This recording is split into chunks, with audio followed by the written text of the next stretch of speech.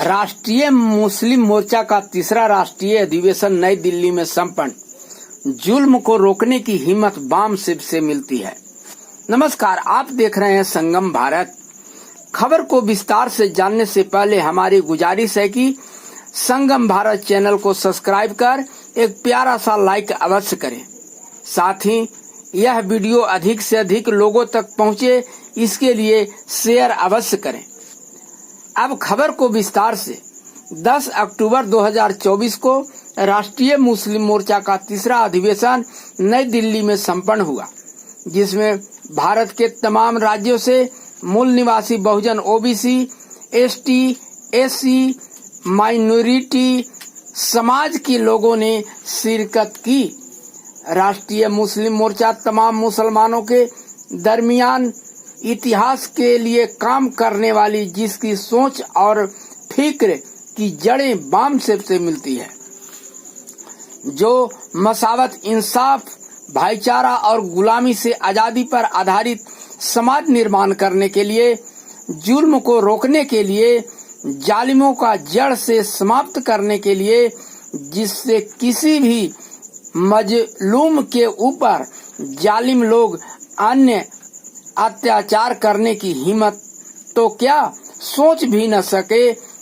इस अधिवेशन में वाम सेप के राष्ट्रीय अध्यक्ष बामन मेश्राम ने शिरकत की और अधिवेशन सफल रहा। धन्यवाद। हजारों साल नरगिस अपनी बेनूरी पे रोती है, हजारों साल नरगिस अपनी बेनूरी पे रोती है, बड़ी मुश्किल से होती है। बामन मेश्राम साहब जैसा 54 में दीदवर पैदा। मंजिल उन्हीं को मिलती है, मंजिल उन्हीं को मिलती है जिनके सपनों में जान होती है, परों से कुछ नहीं होता, हौसलों से उड़ान होती है। न समझोगे, न जगोगे, न शिक्षित बनोगे तो मिट जाओगे दास्तां वालों। तुम्हारी दास्तां तक भी ना रहेगी दास्तानों में। आज हमारी हालत पूरे देश में बद से बदतर हो गई है। एससी एसटी से भी नीचे हमारी हालत हो गई है। मैं नहीं कहता, सच्चर कमेटी की रिपोर्ट, रंगनाथन मिश्रा की रिपोर्ट कहती है। और हमारी हालात जो बद से बदतर कर दिया, ये हुकूमत कांग्रेस की देन है। आपको याद होगा, किसी जमाने में पठान रेजिमेंट होता था सेना में, अभी भी सिख रेजिमेंट है, गोरखा रेजिमेंट है, लेकिन पठान रेजिमेंट को जानबूझ के साजिश के तहत हटा दिया गया। बामन तक जिस तरह से एससी एसटी के लोगों को आरक्षण था, मुसलमानों में भी उसी तबके के लोगों का आरक्षण था।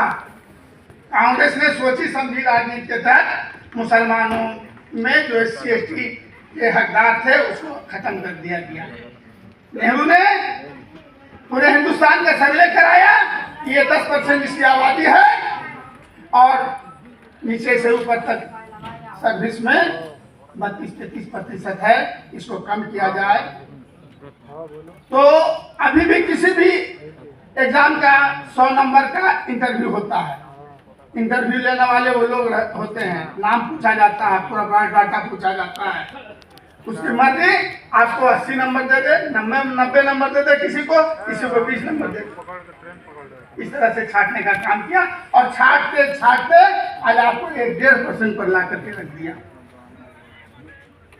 अब जरूरत इस बात की है कि अंबेडकर साहब का जो नारा है, शिक्षित बनो, संगठित रहो और संघर्ष करो।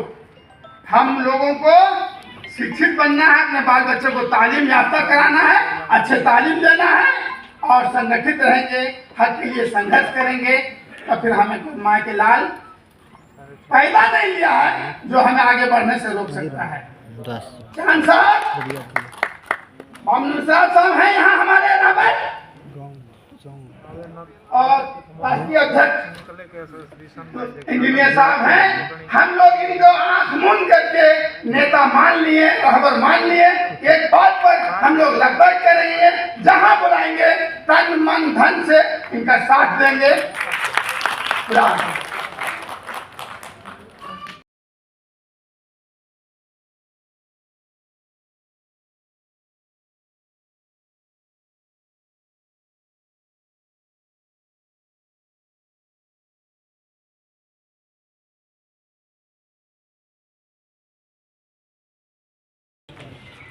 उस वजह से समस्या पैदा होने का कारण है। ये एक बहुत सोचने का बहुत ज़्यादा गंभीर मामला है। जैसे मुझे ढूंढने से बहुत मुश्किल से ढूंढना पड़ता है ऐसे मुसलमान को जो हिंदू शब्द अपने तकरीर में नहीं कहता। माइक्रोस्कोप लगाकर ऐसा ढूंढने से भी नहीं मिलता।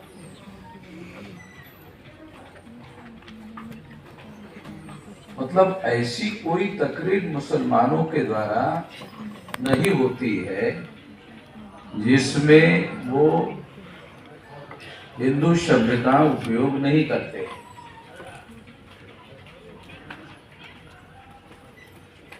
आरएसएस और बीजेपी के लोग जितना हिंदू शब्द का प्रचार नहीं करते हैं, उससे कहीं ज्यादा मुसलमान करते हैं।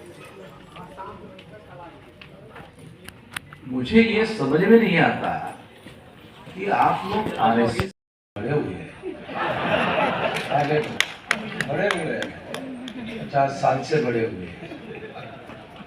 आप लोगों को आगे बढ़ने की जरूरत है। आप लोग आगे बढ़ने के बाद मामला खत्म हो जाए। मेरे आगे बढ़ने से कुछ नहीं होता। अकेले समाज को आगे बढ़ने से संख्या बल के आधार पर आगे बढ़ने की जरूरत है। आज राष्ट्रीय मुस्लिम मोर्चा का तीसरा राष्ट्रीय अधिवेशन है और इस अधिवेशन में जो पहला सत्र चल रहा है उसमें जो विषय रखा गया है, एक जालिम का विकल्प दूसरा जालिम नहीं हो सकता।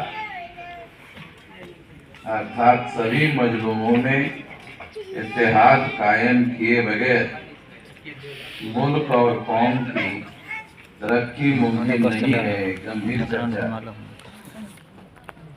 दूसरा विषय है भारत के मुसलमानों में देशव्यापी समाजी कैडर बेस्ड तंजीम की कमी आज सबसे बड़ी समस्या है, एक चिंता।